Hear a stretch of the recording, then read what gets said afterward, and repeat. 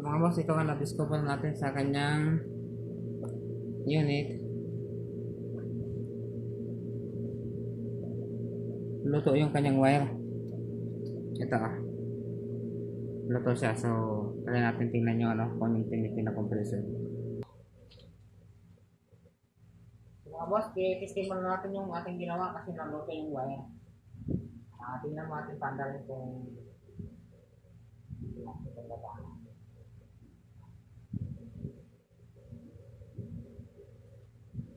Testing natin kanyang compressor. Buo pa naman yung loob niya.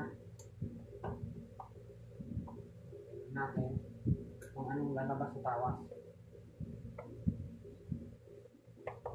Okay. Okay.